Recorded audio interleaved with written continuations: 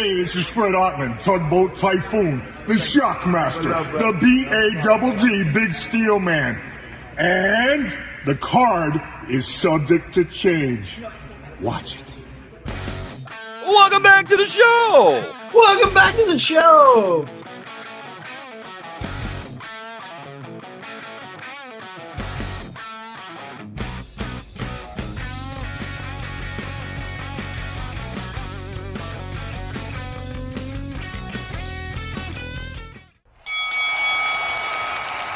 And now, your hosts of the Card Subject to Change podcast, the For Frequency's Sake Tag Team Champions of the World, the Wizard CZ, and Never Wrong, Nick Bull.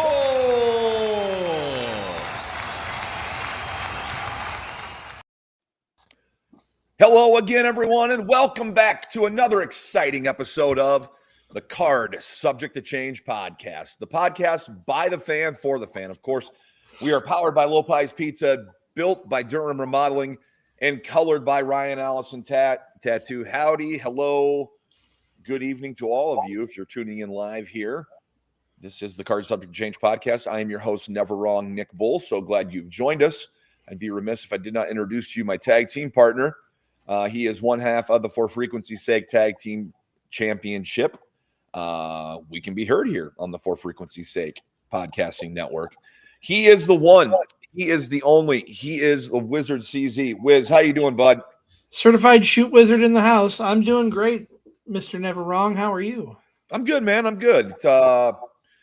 Another week, more wrestling behind us, and a lot of stuff going on. We know that usually we review shows and stuff, but hey, some things happen, and we both were at separate places last night and unable to watch the show, but we still have a show for you here today. Of course, we did not watch Full Gear, but we both fully well know what happened there. We'll talk about that in a moment, but what's going on with you? What's new?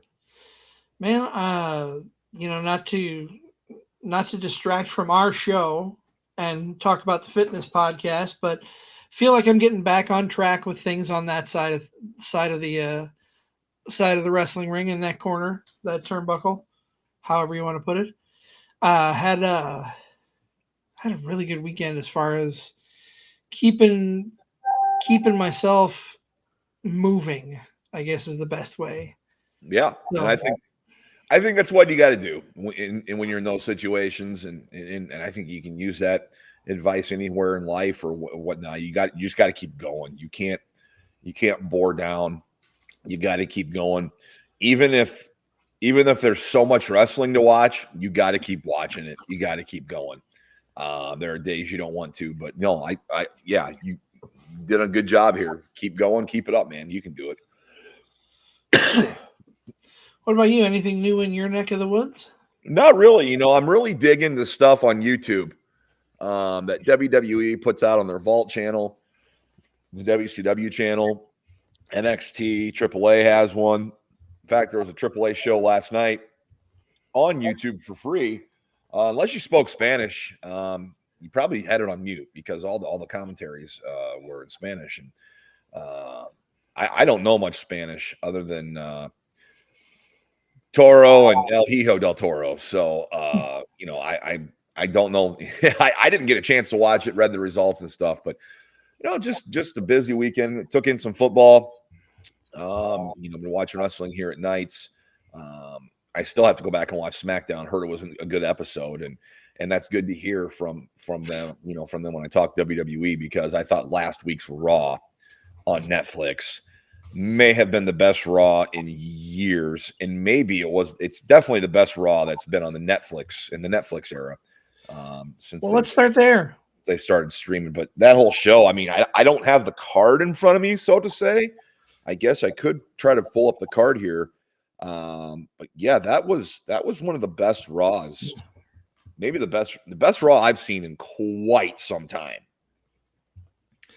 Yeah, I thought it was really good. A lot of fun. It was this had going through the tournament. This was Dolph Ziggler's return on Monday, correct? Or was that last week?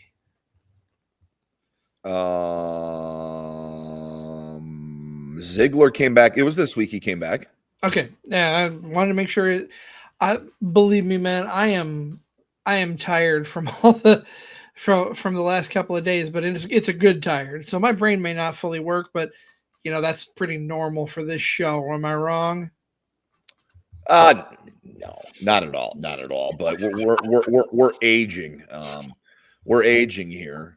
Dolph Ziggler's return was on there. You had the opening.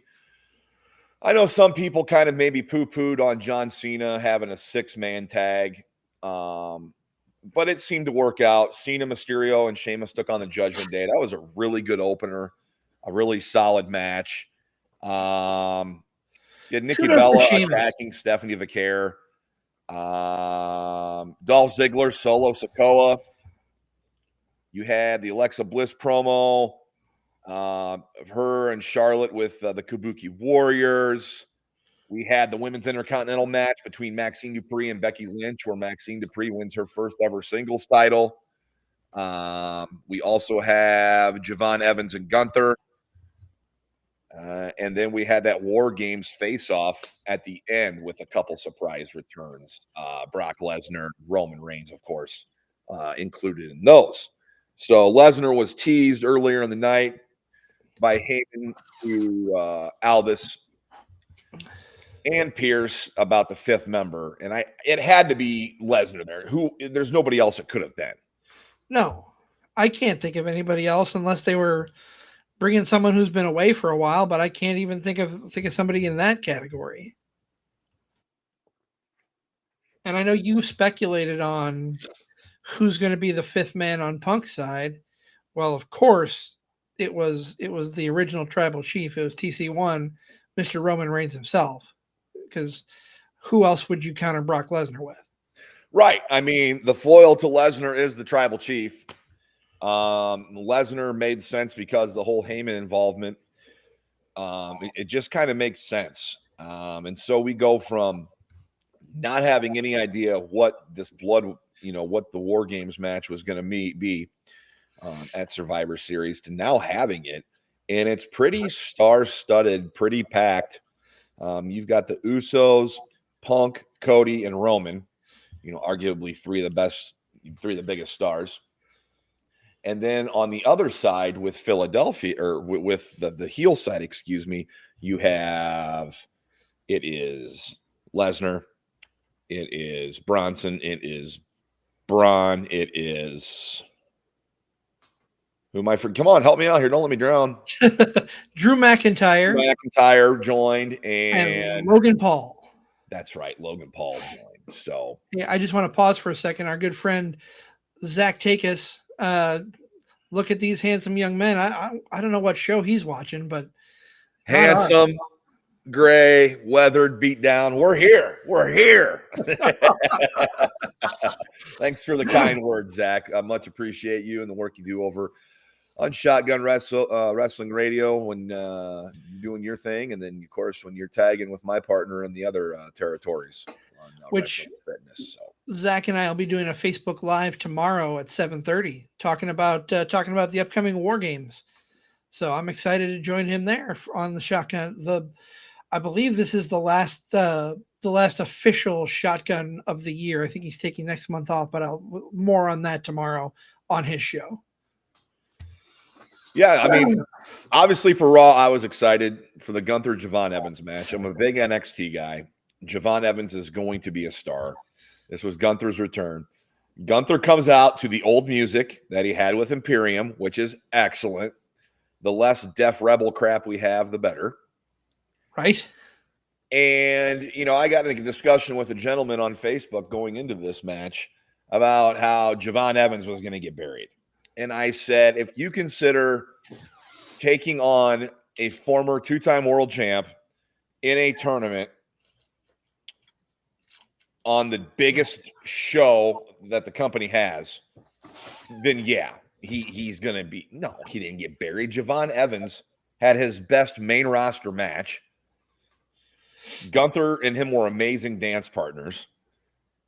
And that really, to me, after that, I'm like, this Raw's amazing. Like, the Raw was good the whole time, but I know everybody's going to go back and circle back to the ending and how the War Games teams were announced and those surprises and those endings. But top to bottom, I really thought this Raw was stand out from anything else they've done in recent memory. Stand out for the Raw on Netflix era. And I hope they keep this going. They had been in a bit of a rut. I hope they do keep this going. But absolutely loved this episode and geeked out for the next one to see what they do next. And before we move on to another topic, I want to go back to the beginning of Raw, and I want to just give a shout out to Sheamus. I've got a couple things to talk about Sheamus, but first and foremost, what he did for Cena on the 15 knuckle shuffle, we'll call it. Cena was over on the left side of the screen. Sheamus was in the middle. Sheamus says, "No, hell no, you get in the middle." So I thought that was perfect. And a nice nod from Sheamus to John by putting him in. And putting him in the middle. No, absolutely. And funny you mentioned Sheamus because he's now out of this tournament. That was the next thing I was going to bring up. Apparently sustained an injury during this match or shortly after and is out of the Last Time Is Now tournament. So will they name a replacement for him? And how is that going to go down? My understanding is that it's a mystery opponent that will be announced tomorrow night. Okay. My understanding, but speculation, who's it going to be? Who could it be? I don't know. Do you take somebody who's been eliminated already and plugged him in? I don't know. I don't know. I heard some people kind of complaining online that the Last Time Is Now tournament's kind of a joke because it's all WWE people that advanced. There wasn't like any upsets or shocks or surprises, yada, yada, yada. People are going to complain no matter what is going on. So I'm looking forward to it. I'm bummed that Sheamus got hurt because we're Sheamus fans here. And, his better days are probably behind him in the wrestling ring when it comes to TV and significance of TV time. So anytime he's on, I love it. But yeah. I hope he's not out long, man. I don't. And I would have loved to have seen him and Cena one more time, even though I don't think Sheamus is winning this tournament. I still would have liked to have seen it. I just hope his injury is not too long and not too severe. Yeah, and it's such a shameful shame that we don't get to see him and Cena one more time on the retirement tour, but because that's who Sheamus won his first title off of his first world title off of John Cena. So that would have been perfect to have. They do have history. They do have. Yeah. They absolutely do have history. So I guess we'll see what happens here with that tournament and Sheamus getting injured going forward. Yeah, lots going on here. What did you want to talk about next, or what were you going to bring up next?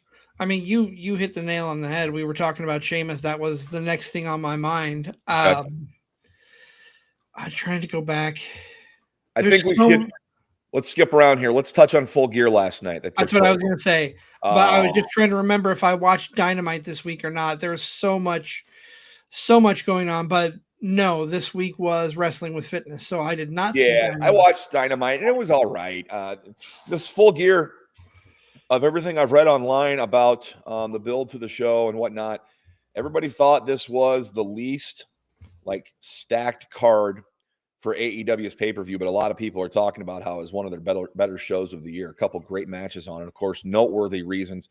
Samoa Joe is now a 2-time AEW World Champion, and I couldn't be happier.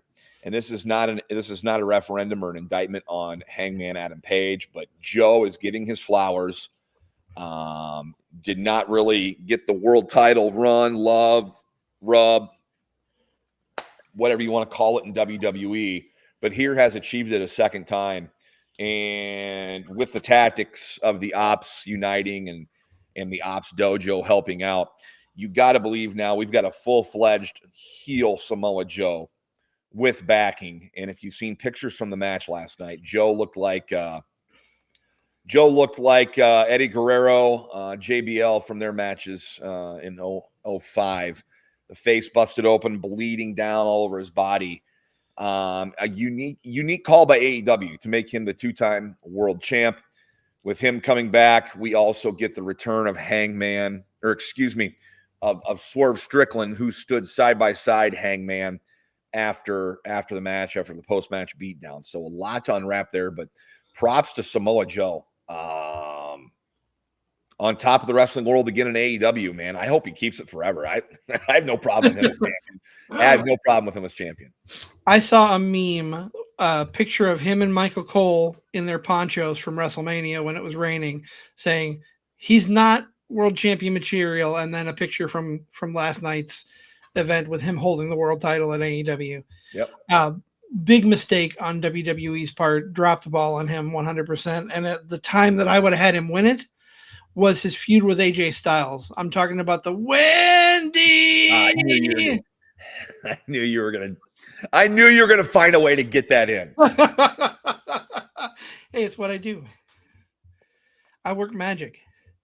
Other big news from last night. Your boys defeated Brodito, FTR, the new tag team champions. 3-time AEW champions tying themselves with the Young Bucks for titles in AEW. I don't know what's next. I liked this feud with Brodito. I had a feeling FTR was going to get the belts back, and they got them now. So really interested to see what they do going forward. Of course, I think Brodito is also your Ring of Honor, world champion. So he also has that belt now. He still has that belt, despite him and Brody King losing the tag belts. So I'm excited as an FTR fan for what's next for them, to see what this run entails. But props to them for getting the titles for the 3rd time last night in AEW. Props to Chris Statlander, getting a much needed, a big time win over Mercedes Moné, who has 15, 16 world titles now and under her keep. But Statlander has the one that matters most over on that side of things in AEW. Yes. And was able to retain. And you got Moné losing to Toni Storm, and you got her losing to Statlander. When does the turnaround happen? She's going to get those wins back. Will she be doing so as a face or a heel? I don't know. It's just a matter of time. I don't know. But are you telling me she's going around to all these different promotions she won those belts at and giving title shots? I mean, is she really? I mean, they kind of book themselves into a corner here. I go, are they really helping out the small guy by not having her around, just having her as the quote unquote belt holder? I mean, what's your take on that, man? I mean, here's the thing. If I can see two sides of this. So the first side I can see is she's getting defeated by world champions, whether it's Tony, whether it's Chris Statlander. They are the top of the card for AEW's women's division. But at the same time, she also has all these championships, and she keeps getting beaten around by these names. So kind of gives you the mindset, well, if they can beat her, so can I. So does she? I don't want to say does she deserve the titles. I'm sure she does. She's paid her dues. She's doing a good job being the Ultimo Monet or whatever the hell she's calling herself. But no, I can see both sides of the coin there, where it's kind of a double-edged sword. I think it hurts the small guys, but I think it also brings them up at the same time. So I don't know. Sure, no. And what she does with those belts on this, it doesn't matter to me. It's just a question I have is, you see all these people, all these guys bringing out her belts and holding them for them. Like, are those getting defended at those places? Is she going to go back and drop those and put people over? Like, it's just interesting. I highly doubt it, but I had to bring it up. I'm trying to think what else from last night's Full Gear that really kind of struck me. Mark Briscoe gets his first singles gold. Kudos to Mark Briscoe. Singles, outside of all the reigns with Jay Briscoe in Ring of Honor and in the places they were tag champs. Mark Briscoe is now your new TNT champ, beat Kyle Fletcher. So this is a loss you want to circle and kind of star. Fletcher dropping this title what's next for him? You know, is he going to be in that world title picture now? I think this is a situation where Fletcher is losing upwards. Exactly. Kind of looked like this when Gunther lost the IC belt to Sami Zayn at WrestleMania. It wasn't a bad loss, and I don't think this is a bad loss either. I think the sky's the limit with Fletcher. That caught my eye.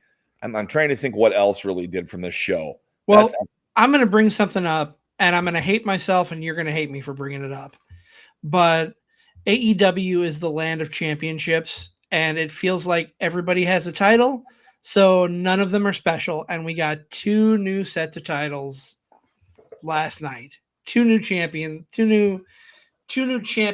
or 3 new champions, I guess, technically crowned. Ricochet in the Casino Gauntlet coming away with the national championship. Oh, we're doing that now. Okay. All right. I'm game. Yeah.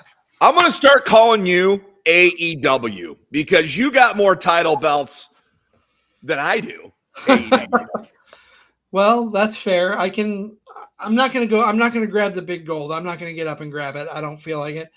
But no, you've got the national championship now held by Ricochet, and you've got the women's tag team championships, which Timeless Love Bombs is the name of the team. It's Timeless Tony Storm and Mina Shirakawa who walked away with those tag titles. I mean, No. I don't think they did. yeah. Yeah, they did. Was it a 4-way? It was a fatal 4-way. Okay. It was Timeless Tony and Mina Shirakawa, the Babes of Wrath, which is Willow and Harley, the Sisters of Sin, my girl Julia Hart and Sky Blue, and then Megan Bain and Marina Shafir with Penelope Ford, who is injured, and I'm sure that's why Penelope Ford was not in the match. We new champions there. Your boy Ricochet got a title. Yeah. Yes, the national championship, and he in the Casino Gauntlet there, which, first of all, let's talk about the titles. We've already said there's too many titles in AEW. There's too many titles in general. Both sides are guilty of introducing championships that don't really mean anything. The speed title, excuse me, sorry. Hold on. If you're going to say AEW has too many titles, pick up another couple more title belts, put another one on your other shoulder, and then I want you to hold another one. Okay, hold on. I'm a visual learner. You're listening to the Card Subject to Change podcast, the podcast by the fan for the fan. I'm never wrong, Nick Bull. He's the Wizard CZ, or he is Ultimate CZ right now. Ultimo CZ.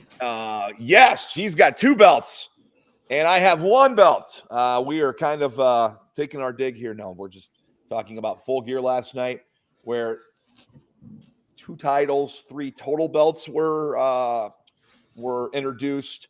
Of course, we're talking about the AEW Women's Tag Team Champs. There's 2 belts, and then you had the Men's National Championship, which was won by Ricochet in the Casino Gauntlet. Are we going to get a Women's National Championship, CZ?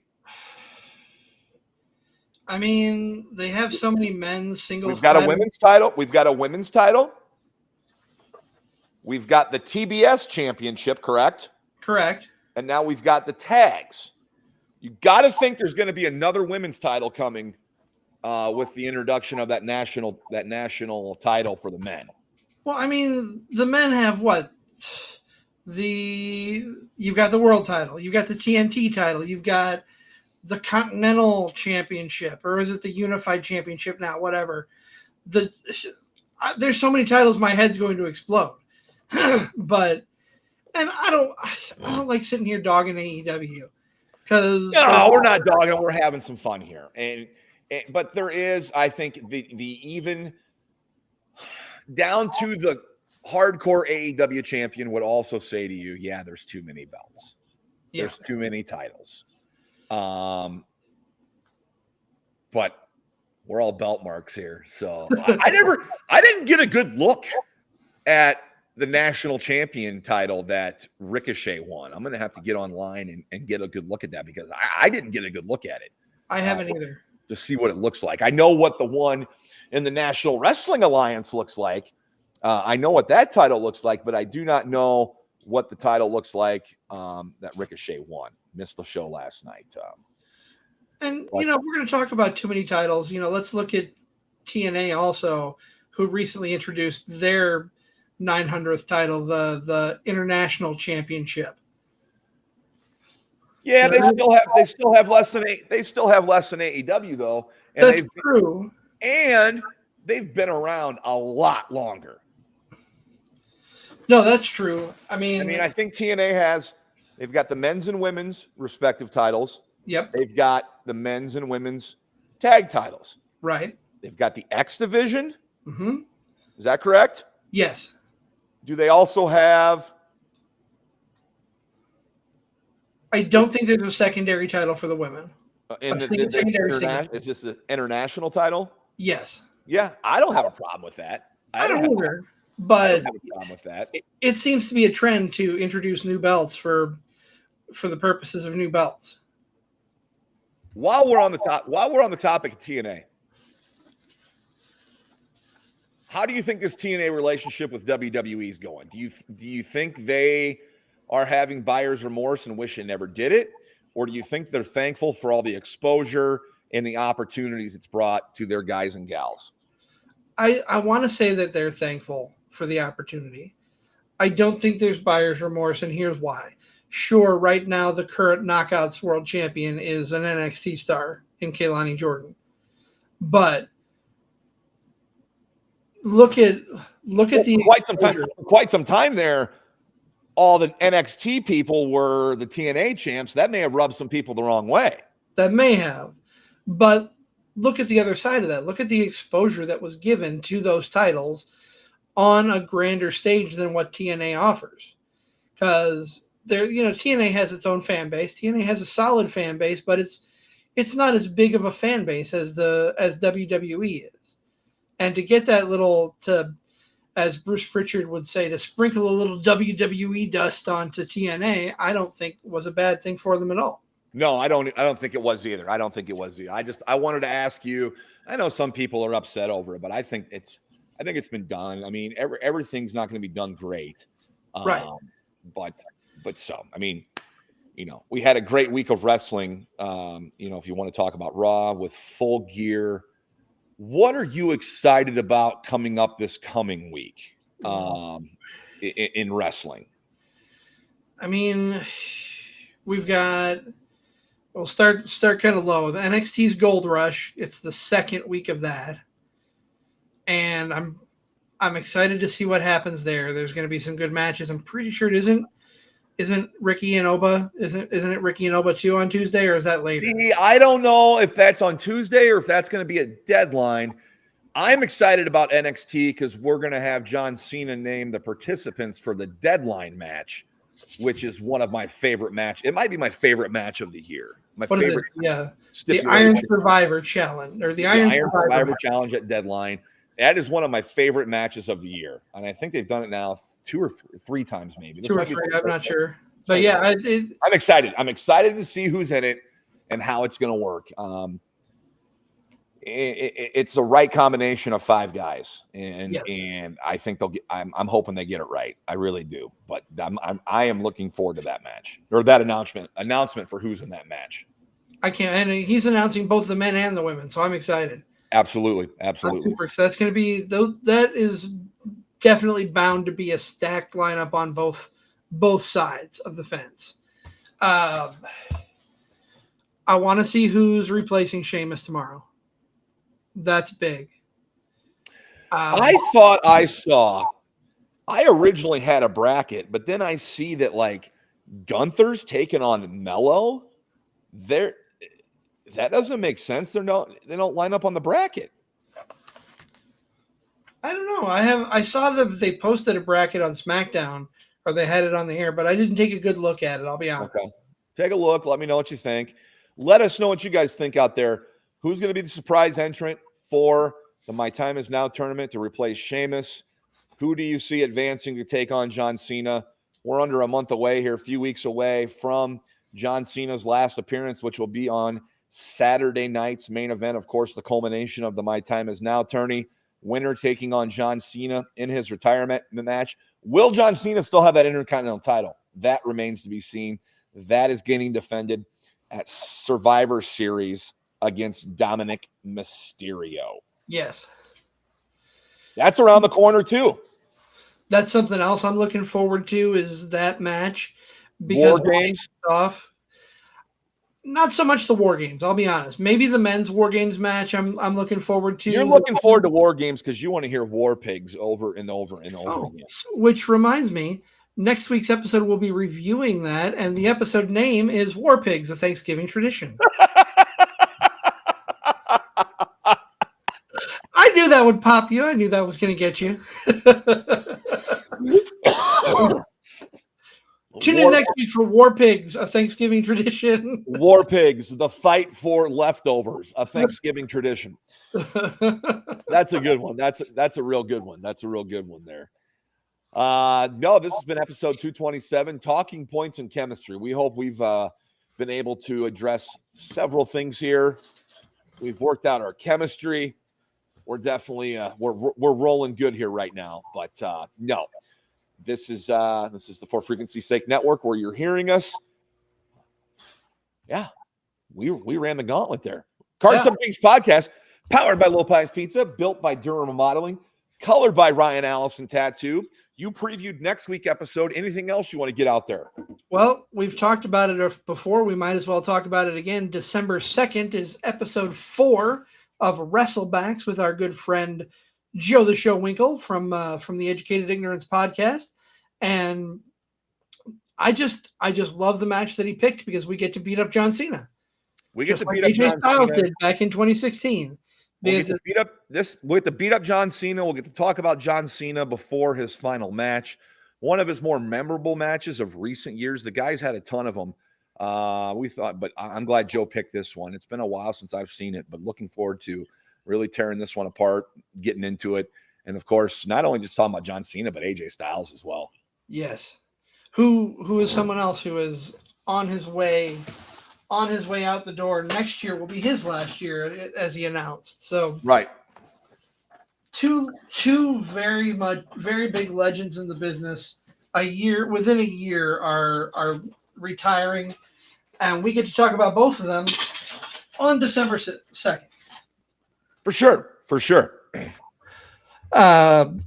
If you are following the fitness podcast, Wrestling with Fitness, we had our last episode of the year this past Wednesday. You can check that out over on Wrestling with Fitness YouTube page. Just give us a search. Look for the handsome faces of me and Zach Takis on the logo or on the little thumbnail there. Zach and I will be back at the end of January. And I am putting this out there.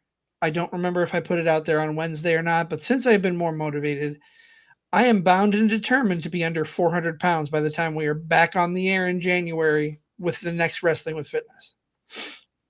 You heard it here, folks. You heard it here, folks. And I know you can do it. You got it. I think it's a mindset more than anything, and you got to have the right mindset. And I think you got it. So tune in to 2026 for that. Don't forget, this is our last episode before Thanksgiving. Enjoy the food. Enjoy your family from a distance if you have to. Enjoy wrestling. Remember, it's Thanksgiving. Fire something up.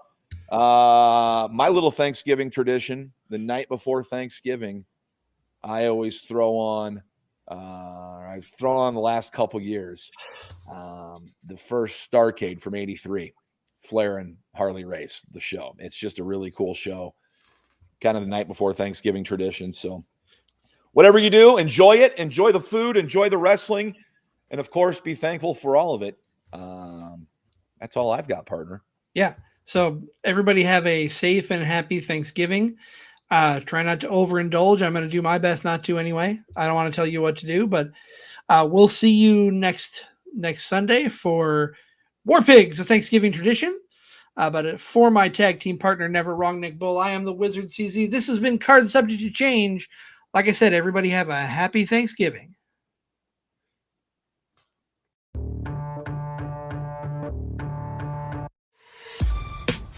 This has been a For Frequency's Sake Podcast Network production.